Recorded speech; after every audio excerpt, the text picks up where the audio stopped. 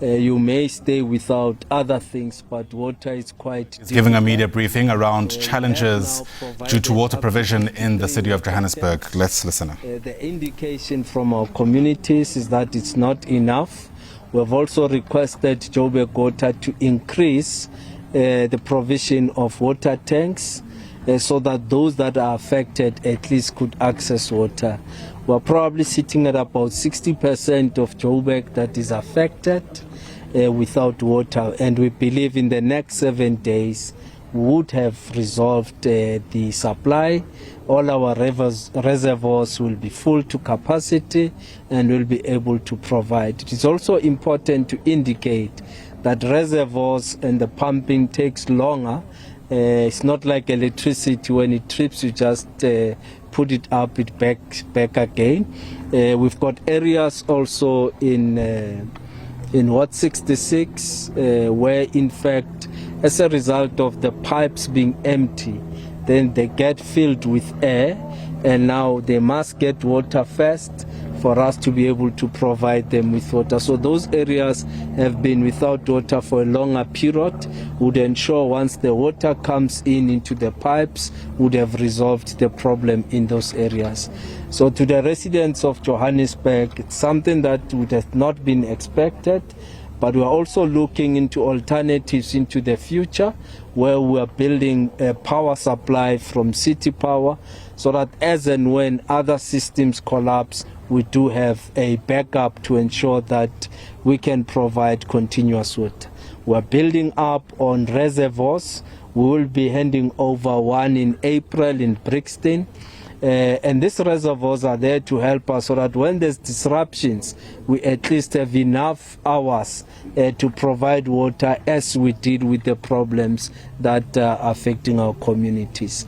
We are doing everything in our power. Our teams are hard at work to ensure that in the next 7 days, everyone affected has their water. We do apologize once more and take responsibility as the city of Johannesburg for the current situation that we find ourselves. It's quite difficult, it's a pain to not have water for more than 3 days. It affects the children, it affects our ability to prepare them from going to school. It has affected education at this stage. Some of the schools the children had to be sent home.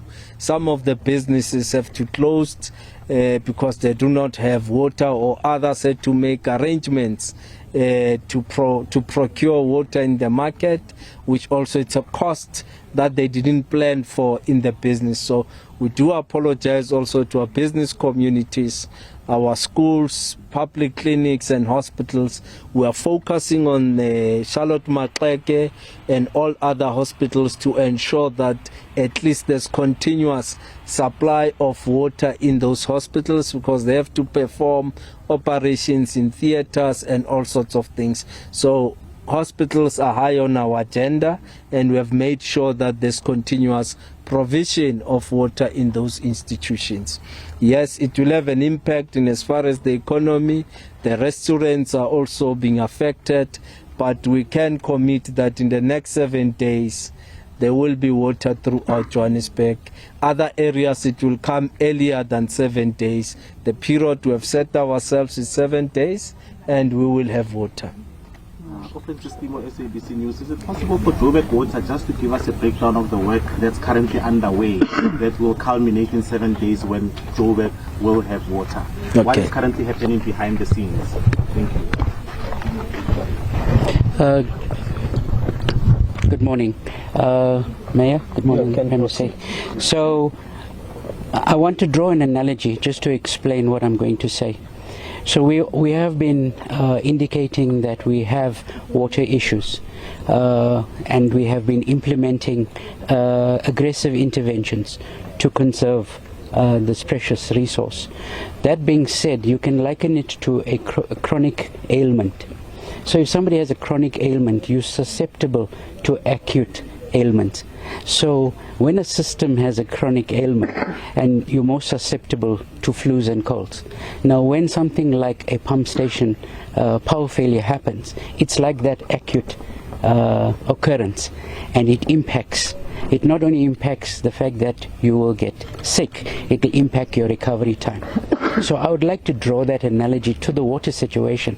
In an already strained system, you have these acute incidents that make the recovery all that more difficult, and that's what we sit with. And it's not a single person, like even just Johannesburg Water or the customer for that matter on their own, that can help with the recovery. It's a hand-holding, joint, multi-pronged approach, and that is why when we put up our messages, we speak about saving water, using water sparingly, but behind that we are also implying that there are interventions that we as the accountable water utility needs to do. Some of those interventions are these restrictions that we present every night is not to apply punitive measures, not at all. What they are meant to do is to restrict the system so that we can conserve the flow of water that we're getting from Randwater and back it up into the Randwater reservoirs so that they pick up. When those reservoirs pick up, they're able to supply better. So that's number one. Number two, it's not about a waiting game where Joburg Water folds its hands and waits for the water to come. We have to deploy these interventions every day. The guys that you see in the blue overalls are working day and night. It is not fun to go and close these valves at night, open them in the morning, but we do them because it's a necessity. What we're also going to do, it's like when you are repairing an electrical fault, you first need power to see where that fault is, because then you'll get a trip, right? In the same with water, you need water in the system to be able to relieve all the trouble issues like air. Now, when a pipe is empty, it has air, like you said, Mayor, that air is trapped and it blocks anything that flows into it. As water comes in, it's a fine balancing act between removing the air and getting the water to displace the air so that it fills up, the pipes fill up, we then have rainwater reservoirs that need to fill up, and then the Joburg Water pipes leading to its reservoirs, and then to the finally to the customers. So it's a logical sequence of events that has dependencies. So that's where the time comes in, and water issues, customers just care about the water at the end. So it's a frustration to even try to understand these issues. So Joburg Water has to work in the background with teams at night, especially at night when we know there's low demand. We try and relieve the air, but we won't just go and open valves and hydrants for the sake of it. It must be where there's water, and it must be done in a responsible way, because when you open a hydrant, you are using water out of it. You can't just open these hydrants and lose water, because we're trying to preserve this precious resource. So it's a balancing act of using the water to displace the air, but preserving the water. So those are the interventions that we would do. In the next few days, as the overall bulk system recovers, water will start to come into the system, like in some areas already. We will then start to bleed the lines, is what we call it, and move the air out. We will then also engage in our daily interventions of restrictions for that same purpose of boosting capacities in the reservoirs, because reservoirs store water, but they also have height. When the height increases in a reservoir or a tower, it builds pressure, so it then pressurizes the line. So you have a hydraulically fed system. So those are the kind of interventions. Other things that we need to do is where there is water and where there are bursts and we're losing water, we need to intervene. And yes, there's criticism that we are not doing them fast enough. We accede that we need to be better. So we will play a role in that as well. We have good support from the city in terms of upping our resources, number of teams, available material, the TLBs, and it's work in progress as well, but it's meant to be aggressive interventions, so they have to happen quickly. There's a lot of work being done behind the scenes. I'd like to end there. Thank you. As a follow-up, sir, the leaks, how are they exacerbating the situation to a certain extent, if you may? Yeah, one of the, and as I said to you, it's a fine balancing act. So air is not a friendly component to a water system. When you have air and you have to bleed it, or if you don't bleed it enough, and remove the air, it can result in leaks because systems become too pressurized, or you can have a burst. So yes, having air in the system leads to a burst, but also if the infrastructure is aging or of material we're not really using and it has either expired its lifespan or reaching there, this air aggravation also aggravates the leaks and the bursts. So we are employing, and you asked what we're doing, it's probably a topic for another day, but in summary, we call them water demand management interventions, which includes but not limited to pressure management, which is about reducing the pressure in a system while we work in a progressive way to replace pipes. Once you reduce pressures, you reduce the likelihood of leaks and bursts. So our first priority is pressure management, and while we are doing this exercise of restoring this crisis situation, we're equally working to manage pressure. Thank you. Just one question from my side. Maybe it's for you, Mayor. You did say it will take 7 days for the full recovery, but I have seen in some areas it's coming back slowly.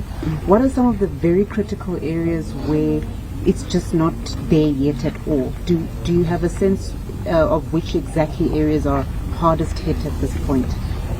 Well, it's a number of areas. You'd know that Kensington, the inner city, which is basically supplied by the commando system, as they call it, the Eldergreen system in the west, it's also hard hit. So there's quite a number of areas, but yes, you are right, others have started seeing water coming back, but we believe full blown will be in the next 7 days where everybody will have. So those are the areas. Soweto, it's also affected. So it will take the 7 days. We think in 7 days everybody throughout Johannesburg, because the teams are trying to push. You understand from a technical point of view, some of the issues, the air, opening up of their valves and so on and so on. So the teams are hard at work. We guarantee ourselves that in the next 7 days we should have. There's an area that we are more concerned about, which is in Ward 66, which have not had water in almost 3 weeks now, and we're trying to focus in on those areas to ensure that in these 7 days, once it kicks in, they also have a water supply, because their area was affected much longer, even before the power failure, and that is why we're more concerned about the area of Ward 66 in particular. All right, and just a last one from me as well. Water tankers, do we have enough that are roaming? Are they ever enough? And in terms of, because it was unexpected, were you able to get those on the ground as soon as possible? Yes, we have put around 53 water tankers throughout, but what we're getting from the communities is that they are not enough. So we want to increase on the water tankers, and also the period between bringing the water to the community, going back to fill up in some of the reservoirs also takes a lot of time, and as a result it disrupts the distribution, but we think will increase. But also remember that they still have to fill up from the very same reservoirs that we're trying to get them to beyond 50%, so that we can supply our area. So those are some of the challenges we have, but Joburg Water has given a commitment that they will try to increase the numbers of the water tankers in this period, so that within these 7 days, and we can then play around with deployment of resources where we are now seeing water coming back, pull them out and send them where there's still a challenge. Absolutely. Well, as you can hear, that's the executive mayor of the city of Johannesburg, accompanied by Joburg Water officials, actually saying that there is work that is currently happening on the background, that the officials are actually working 24 hours to ensure that there is a turnaround time, whereas within 7 days, Joburg suburbs will actually have water. We're actually coming to you now from Aikenhof, where actually it's supplying some of the southern suburbs with water, where the water pressure has actually been low for over the past next week. But we've heard assurances now from the city of Joburg that in the next 7 days, Joburg residents will definitely have uninterrupted water supply going forward. He also says that they will also increase the number of tankers in and around areas that are actually affected, as he was saying that, there is a risk of cholera as some people are actually, using whichever water they can find to ensure that, they have water during this trying time. And with that, it's back to you in studio. All right, Offense Demo, as you heard, is broadcasting there from Aikenhof in Johannesburg. It seems it's going to be a long 7 days for some communities. For now, Offense, thanks very much indeed.